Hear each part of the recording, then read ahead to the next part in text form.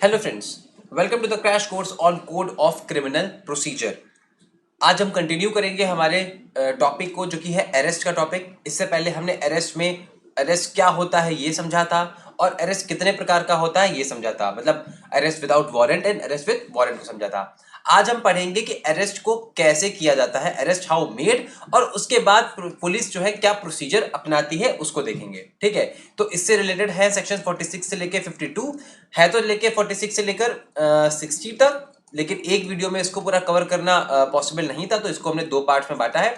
तो आज हम बात करेंगे सेक्शन 46 से लेकर 52 तक की। ओके, सीआरपीसी को पढ़ने के पर्पजेस से हमने इसको तीन पार्ट्स में बांटा है: pre trial procedures, trial procedures and post trial procedures. अभी हम प्री ट्रायल प्रोसीजर्स में हैं, और इसमें हम सबसे पहला टॉपिक डिस्कस कर रहे हैं, जो कि है steps to ensure presence of accused.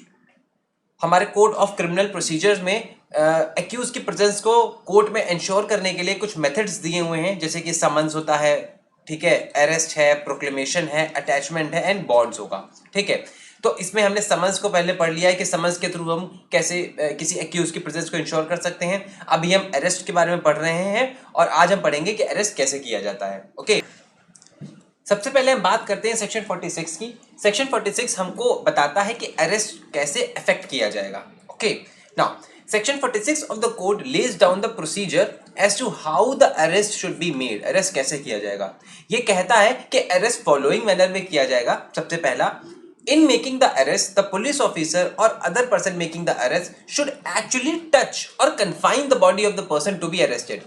Arrest को इफेक्ट करने के लिए पुलिस ऑफिसर या कोई और पर्सन जो अरेस्ट कर रहा होगा, उसको एक्यूज की बॉडी को एक्चुअली टच करना होगा और उसकी बॉडी को एक्चुअली कन्फाइन करना होगा। Okay, unless there is submission to custody by word और एक्शन, अनलेस वो अपने आप को पहले ही पुलिस के हवाले कर दे। ओके, अगर वो अपने आप को ही हिरासत में दे देता है बिना किसी रोक टोक के, तो उस केस में आप टच एंड कन्फाइन नहीं करने की जरूरत होगी, लेकिन हर एवरी अदर केस में आपको टच एंड कन्फाइन करने की जरूरत होगी। दूसरा, अगर कोई ऐसा पर्सन, मतलब जो एक्यूज है, वो अरेस्ट से बचने की कोशिश कर रहा है या फिर भागने की कोशिश कर रहा है, तो वो जो पुलिस ऑफिसर होगा वो हर उस हथकंडे को अपना सकता है, हर उस जरिए को अपना सकता है जिससे कि वो अरेस्ट कर पाए उस पर्सन को।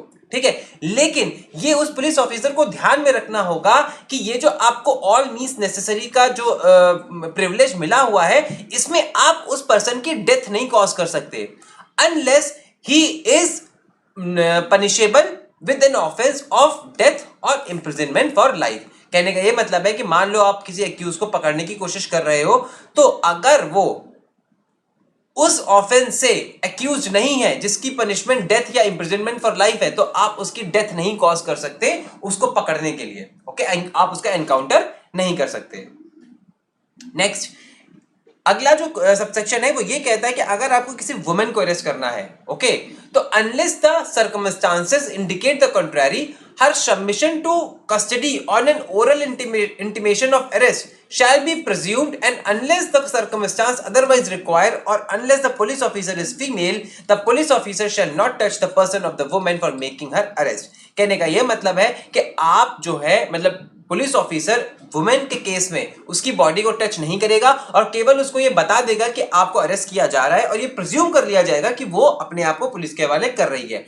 अनलेस ऐसा कोई सर्कमस्टांसेस है जहां पे आपको ये लगता है कि वो अपने आप को आसानी से जो है अरेस्ट नहीं करवाएगी, तो वहां पे अरेस्ट केवल और केवल पुलिस ऑफिसर वही करेगा जो फीमेल होगी, मतलब फीमेल पुलिस ऑफिसर ही उसकी बॉडी को टच कर सकती है, ठीक है, और कन्फाइन कर सकती है। ये बात इंसर्ट की गई थी बाय 2009 अमेंडमेंट एक्ट। ओके, इसके बाद अगला जो सबसेक्शन है वो ये कहता है कि किसी भी वुमेन को आप सूर्यास्त के बाद और सूर्योदय से पहले अरेस्ट नहीं करेंगे, और अगर कोई ऐसे सर्कमस्टांसेस हैं, एक्सेप्शनल सर्कमस्टांसेस हैं जहां पे आपको वो अरेस्ट करना जरूरी है after sunset and before sunrise, तो आपको जेएमएफसी की प्रायर परमिशन लेनी होगी। कौन से जेएमएफसी की? जिसके जुरिसडिक्शन में या तो ऑफेंस कमिट हुआ होगा या फिर जहां पे अरेस्ट किया जा रहा होगा। ओके, वहां से आपको परमिशन लेने की जरूरत है। ये जो हमारा सबसेक्शन है ये इंसर्ट किया गया था, सुप्रीम कोर्ट की जजमेंट आया था एक, शीला बरसे वर्सेस स्टेट ऑफ महाराष्ट्र में। ठीक है, इसका जो जजमेंट था उसको कंप्लाई करने के लिए फिर 2005 में अमेंडमेंट एक्ट आया था, उसके बाद इस सेक्शन को हमारे सीआरपीसी में इंसर्ट किया गया था। ओके, तो हमने इस सेक्शन में ये देखा कि अरेस्ट कैसे किया जाता है। अब अगला सेक्शन है सेक्शन 47। इसमें यह बात की जाती है कि अरेस्ट को इफेक्ट करने के लिए पुलिस ऑफिसर के पास क्या पावर्स होती हैं। तो सेक्शन 47 ये कहता है कि किसी भी अरेस्ट को करने के लिए पुलिस ऑफिसर को अगर ये लगता है कि कोई भी एक्यूज किसी घर में छुपा हुआ है या किसी घर में छुप गया है, तो उस घर में घुस के उस एक्यूज को पकड़ के लाने की पावर है इसमें। ओके, और जो ऑक्युपायर होगा ऐसे घर का, वो अंडर लीगल ड्यूटी होगा कि वो उस पुलिस ऑफिसर को रोके नहीं, ठीक है, उसको रोके नहीं या फिर कोई अड़ंगे ना लगाए उसकी सर्च में। और अगर ऐसा ऑब्स्ट्रक्शन लगाया जाता है पुलिस ऑफिसर को कि मतलब पुलिस ऑफिसर को घुसने नहीं दिया जा रहा है उस घर में, तो वो उस घर के किसी भी दरवाजे या किसी भी खिड़की को तोड़ के घुस सकता है। ओके, और अगर वो घर किसी पर्दा नशी वुमेन के ऑक्यूपेशन में है, मतलब उसके अंदर कोई पर्दा नशी वुमेन रह रही है, तो उस औरत को पूरी अपॉर्चुनिटी मिलेगी कि वो अपने आप को विड्रॉ कर सके और उसके बाद ही पुलिस ऑफिसर जो है उस घर में घुसेगा। ओके, इसके बाद बात होती है सेक्शन 48 की। सेक्शन 48 कहता है कि किसी भी एक्यूज को पकड़ने के लिए उसके पीछे वो पुलिस ऑफिसर पूरे इंडिया में कहीं भी जा सकता है। Section 48 empowers the police officer for the purposes of arresting the accused without warrant to pursue him into any place within India। किसी भी प्लेस में वो जा सकता है। उसके बाद है सेक्शन 49 की। सेक्शन 49 ये कहता है कि जो पर्सन अरेस्ट किया गया है उसको उतना ही रेस्ट्रेन में रखा जाएगा जितना रिक्वायर्ड होगा कि वो भाग ना पाए। Okay, shall not be subject to more restraint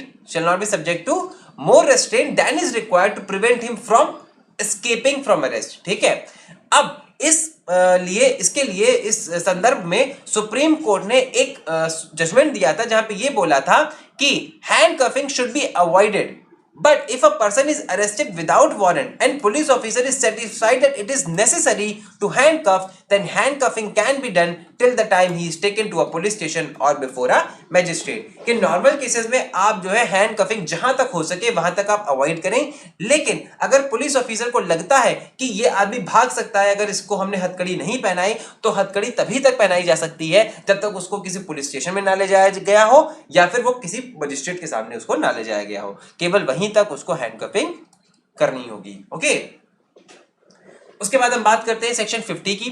अब सेक्शन 50 जो है वो एक ऑब्लिगेशन लगाता है पुलिस ऑफिसर के ऊपर और कहता है कि he is to communicate to the arrested person without delay the grounds of his arrest. जैसे ही आप अरेस्ट करोगे किसी भी पर्सन को, तो आप उसे बताओगे कि आप किस ग्राउंड्स पे उसको अरेस्ट कर रहे हो, क्या चार्जेस हैं उसके अगेंस्ट। ठीक है, अगर उसने चोरी की है तो उसके चोरी के इल्जाम में पकड़ा जा रहा है, या फिर अगर उसने खून किया है तो खून के इल्जाम में उसको पकड़ा जा रहा है। तो जो ग्राउंड्स हैं उसके अरेस्ट के, उसको आप उसको तुरंत कम्युनिकेट कर दोगे। Now this is a very precious right, ये बहुत ही बहुमूल्य अधिकार है अरेस्टेड पर्सन का, और ये रिकॉग्नाइज किया गया है by our constitution as one of the fundamental rights. ना आप मुझे कमेंट सेक्शन में बताइएगा कि कौन से फंडामेंटल राइट में इस राइट को हमने प्रिजर्व किया है कॉन्स्टिट्यूशन में। Okay, now timely information of the grounds of arrest serves the arrested person in many ways. बहुत तरीके से ये सर्व करता है। कैसे कि it gives an opportunity to remove any mistake, misapprehension और मिसअंडरस्टैंडिंग। कि अगर कोई पुलिस ऑफिसर किसी एक्यूज को पकड़ने आया और बताता है कि आपने खून किया है, तो ये बता सकता है कि नहीं मैंने ऐसा नहीं किया, या फिर कोई अगर मिसअंडरस्टैंडिंग हुई है पुलिस ऑफिसर को तो ये क्लियर कर सकता है। या फिर इसको अगर ग्राउंड्स पता चल जाएंगे तो इसको पूरा मौका मिलेगा कि अपना ये अच्छा सा डिफेंस तैयार कर सके। Okay, it also enables him to apply for bail. Bail को अप्लाई करने के लिए भी इसको हेल्प करता है। रिट ऑफ हेबियस कॉर्पस को अप्लाई करने में भी इसको हेल्प करेगा। ठीक है, और make any other expeditious arrangement for his defense। Now, the police officer shall further inform the arrested person that he is entitled to be released on bail and that he may arrange for securities on this behalf। Police officer जो है वो grounds तो बताएगा ही बताएगा, साथ में जैसे ही उसको पुलिस स्टेशन में ले जाएगा तब उसको ये भी बताया जाएगा कि आपको बेल लेने का अधिकार है। You have the right to bail, और अगर आप अपनी सिक्योरिटीज को फर्निश कर सकते हो, अरेंज कर सकते हो, तो आप बेल भी ले सकते हो। तो बेल लेने का अधिकार अगर है कि उसके पास, तो police officer under section 50 is under obligation to tell the accused that he can furnish bail. अब हम बात करेंगे सेक्शन 50A की। इस सेक्शन को इंसर्ट किया गया था 2005 के क्रिमिनल अमेंडमेंट एक्ट से। ये जो अमेंडमेंट एक्ट है ये आया था to comply with the judgment of Supreme Court in Joginder Kumar versus state of UP. Okay, ये जो सेक्शन है ये कुछ ऑब्लिगेशंस डालता है on police officer and on magistrate. तो जो सबसेक्शन 1 है इस सेक्शन का, ये कहता है कि आप जैसे ही किसी एक्यूज को, ठीक है, पुलिस ऑफिसर में, पुलिस स्टेशन में लेके आते हैं, तो आप इससे पूछेंगे एक पर्सन के बारे में कि इस पर्सन को नॉमिनेट करो, और इस पर्सन को आप बताएंगे ग्राउंड्स ऑफ अरेस्ट कि इस पर्सन को क्यों अरेस्ट किया गया है और कहाँ पे इसको रखा गया है। ठीक है, एक नॉमिनेटेड पर्सन को आप अरेस्ट की सारी इंफॉर्मेशन बताएंगे और कहाँ अरेस्ट करके उसको रखा हुआ है ये बताएंगे। ओके, तो ये बात कहता है सबसेक्शन 1। सबसेक्शन 2 ये कहता है कि जैसे ही उसको आप पुलिस स्टेशन में लेके आएंगे, तुरंत आपके ऊपर ऑब्लिगेशन है कि आप जो है सबसेक्शन 1 में जो उसके पास राइट है उसके बारे में उसको बताएंगे एक्यूज को। ओके, सबसेक्शन 3 ये कहता है कि आपने ये बात बताई है या नहीं बताई है। इस फैक्ट की जो एंट्री है ये की जाएगी एक बुक में जो कि रखी जाएगी पुलिस स्टेशन में, और उस बुक का फॉर्म कैसा होगा ये प्रिस्क्राइब किया जाएगा बाय स्टेट गवर्नमेंट। ओके, और सब सेक्शन 4 ये कहता है कि ये मजिस्ट्रेट की ड्यूटी बनती है कि जिस समय अरेस्टेड पर्सन को उसके सामने लाया जाए तो वो अपने आप को सेटिस्फाई करे कि सब सेक्शन 2 और 3 में जो रिक्वायरमेंट्स दी गई हैं क्या वो कंप्लाई की गई हैं या फिर नहीं की गई हैं। अब ये जो सेक्शन है ये यूज करता है वर्ड शैल वर्ड को यूज करता है, जिसका ये मतलब है कि ये जो ऑब्लिगेशंस हैं ये मैंडेटरी इन नेचर हैं और बोथ पुलिस एंड मजिस्ट्रेट्स को हर कीमत पे इन ड्यूटीज का पालन करना ही होगा। ओके, इसके बाद जो है सेक्शन 51 आता है। सेक्शन 51 और सेक्शन 52 जो है वो सर्च ऑफ अरेस्टेड पर्सन की बात करते हैं। ठीक है, सेक्शन 51 ये कहता है कि जैसे ही किसी भी अरेस्टेड पर्सन को पुलिस स्टेशन में लाया जाता है, जो पुलिस ऑफिसर होगा वो उसको सर्च करेगा। ठीक है, और जितनी भी बिलोंगिंग्स उसके पास होंगी ऑन हिम, जैसे कि बॉडी, उसके जो है जेब में अगर कोई पर्स है, ठीक है, या फिर कोई कुछ भी और है, ठीक है, मान लो कोई चेन पहना हुआ है या वॉट एवर, तो वो सारे जो आर्टिकल्स हैं उसको सेफ कस्टडी में रख दिया जाएगा और उसको एक रिसीट दे दी जाएगी। ठीक है, unless he can furnish bell.